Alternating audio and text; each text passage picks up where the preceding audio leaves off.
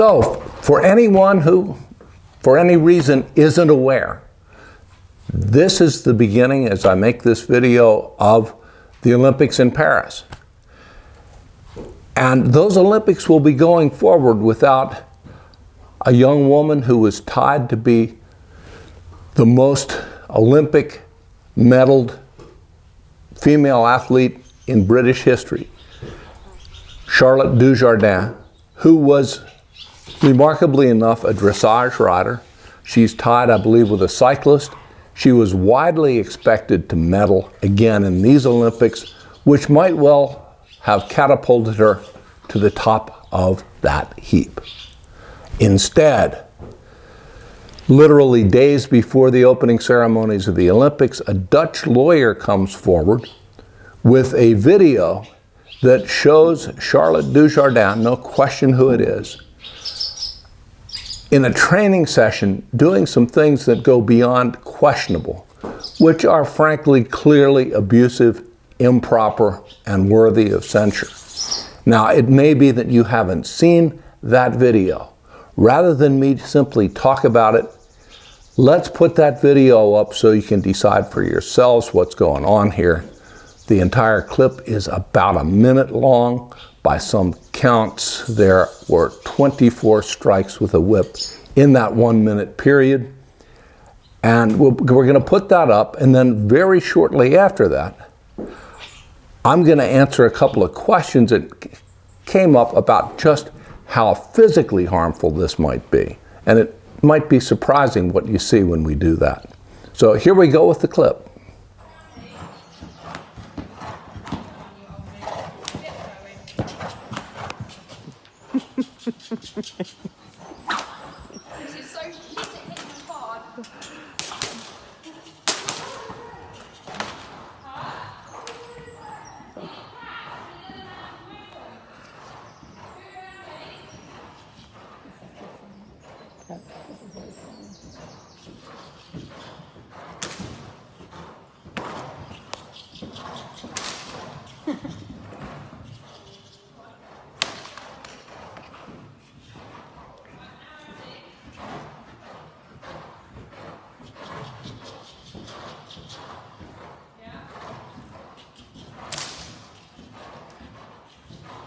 When you watch this back, the big thing in this instead of closed lane, so while he's drifting sideways, you block it with the So you've seen the video.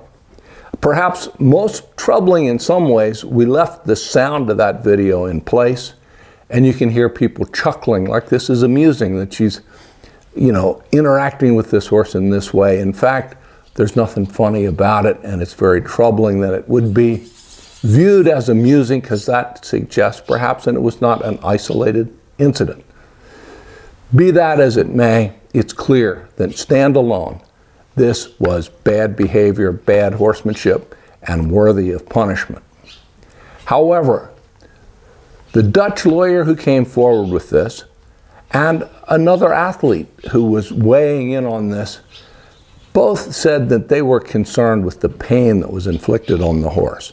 Now, I'm not taking away from the impropriety of this training technique, if you can call it that. But rather, I would like to demonstrate that in terms of physical pain or damage, this whole episode was negligible. There's very little pain involved and virtually no chance even for physical damage. And I'm going to do that graphically. I'm going to step out of the barn here and subject myself to a small whipping. This isn't a joke. I just think it would be worthwhile to show in real life, real time, real experience that a lunge whip does not inflict irreparable harm or really any harm physically, important, physically at all. So here we go. Here we are for this demonstration. Now, I'm going to apologize in advance, not to make light of this at all, but my daughter is not a particularly dedicated whip wielder. So if she misses or if she does a less than perfect job with the whip, let that just be testimony to the fact we don't do a lot of this. But I think we'll be able to get the idea across. and we've actually practiced a little bit so that she could work on her aim. So here we go. I'm just going to move around kind of like the horse was moving around a little bit.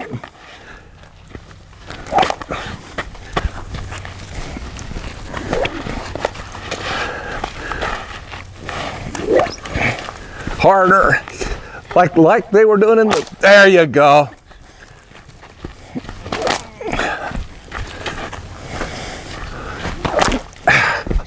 So, tiny sting, no real pain, certainly no harm. And in no way am I suggesting that that takes away from the overall picture here, but I think it puts to rest the idea that this horse was physically injured. And we're going to move on and talk about the much larger implications right now. So, after what was admittedly a somewhat lighthearted interlude, we're back to the more serious business, and appropriately enough, I have some help here. My two biggest and perhaps only fans, Bonnie and Belinda. And to me, this is the way you want to be living with your horses. But I'm not going to go there, and I'm not going to volunteer for sainthood. It's just nice to see them wanting to take part in this and be here with us. So, what we see here is no physical harm being done to the horse. And that is a distinction that we need to take into account. But it was abusive, offensive, ill-conceived training, and what was, to me, probably the most offensive was how downright stupid it was as a training strategy. This horse was not physically hurt, but was he distressed? Was he confused? Was he frustrated? Was he understandably a bit angry? Yeah, all of those things. And all of that to accomplish nothing, because we all hear that a horse learns when they get a release. Instead, for 60 seconds, which is a lifetime if you're getting whipped, believe me, 60 seconds this horse is getting chased around with a whip with not one bit of relief. I don't think a horse can process things at that level of stress over that period of time to any good end. Get in, get out, give the release, teach the lesson. This was an example of really bad horsemanship from a really allegedly high-level horseman, which is just stunning in its stupidity, frankly. So, this action in and of itself is worthy of censure. And because of the timing, the FEI, the International Governing Body of Dressage and other international equine sports, did what I think was the right and probably the only thing, and that is, pending a more complete investigation and due process, Charlotte Dujardin was suspended and is not participating in the Olympics. What is more important than this single episode with this single individual and this particular horse, as important as it is the message that this sends about the need for accountability, the need for change. Because folks, as fellow horse people, competitive horse sports are under siege, and there are systemic problems that are calling out for a solution. And if we don't act from within, it is going to be imposed on us from the outside. So, is there a message in the pretty severe penalty this woman is paid? Yes. But I can picture people in other disciplines saying, well, that was Charlotte Dujardin, high profile. Ooh. It was dressage. We're not dressage. This isn't us. It isn't you. Yet. Other disciplines are not clean. Anybody who's been around has seen it and knows it. When I look, and I showed reining horses for more than 40 years, and it troubles me when I see a dead-eyed, dead-tailed reining horse running down the ring, dropping his backside and doing an admittedly impressive but totally artificial slide stop that is as unrealistic and as manufactured as a big lick Tennessee walking horse. It troubles me when I see Western pleasure horses moving around like lobotomized zombies who've given up on life. And it troubles me to see the disturbing number of dressage horses whose heads are tucked to their chests in incredibly contorted positions, whose eyes are rolled back in their head, and who are slobbering like rabid wolves. None of that is good. All of it is visible. All of it is extreme.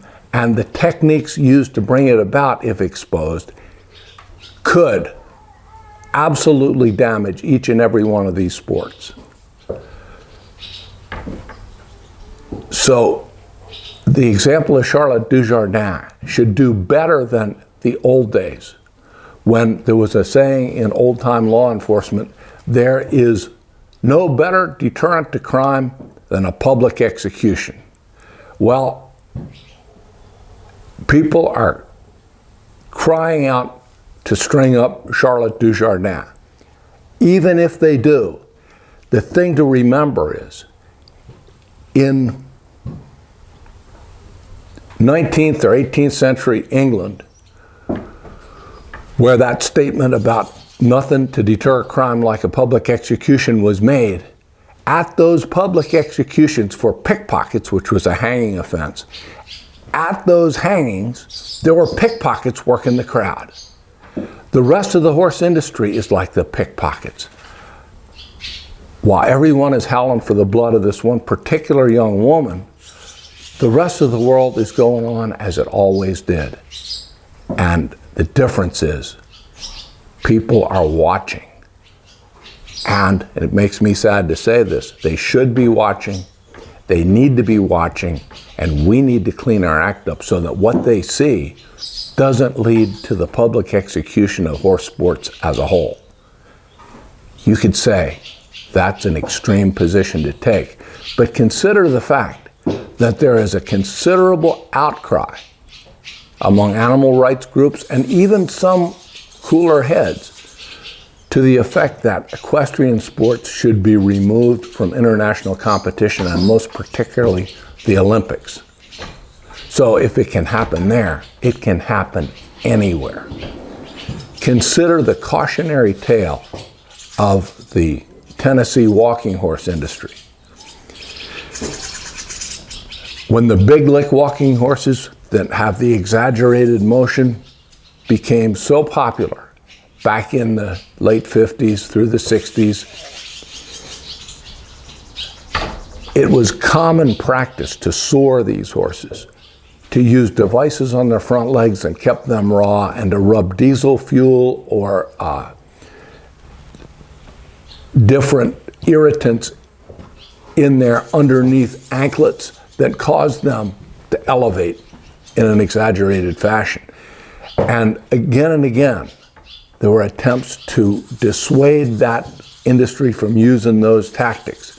And I'm sure not everyone did, but a lot, in fact, soared their horses. It got to the point where there was a federal statute enacted, the Horse Protection Act of 1970, for the sole purpose of preventing, monitoring, and enforcing penalties against the soaring of walking horses. And since that time, 54 years ago, the United States Department of Agriculture has been enforcing those rules because the walking horse industry would not self-enforce. We could all go down that path. And if we don't do something, there's an argument to be made that we should, because we need to change things for the better.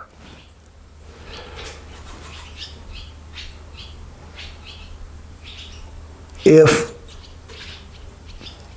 we look around us and we see some of the things that happen, Anyone who has been around the horse world for a long time, certainly as long as I have, has seen worse things than emerged in the video of Charlotte Dujardin at one time or another. And I think almost without exception, nothing was done about it and nothing changed.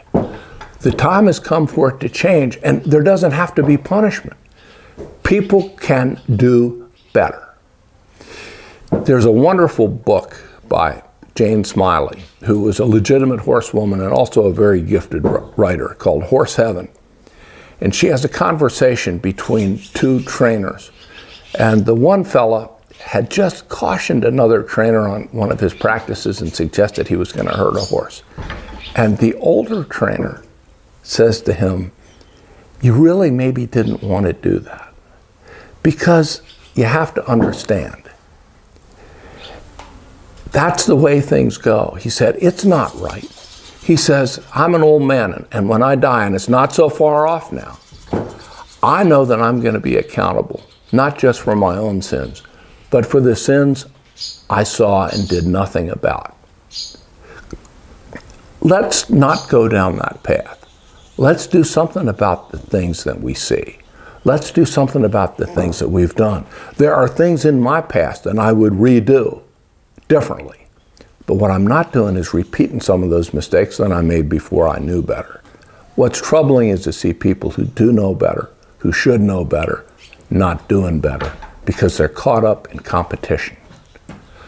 We have to decide, do we like horse shows? Do we like horse competitions better than horses? Do we love horse shows or do we love horses? We have to say to ourselves,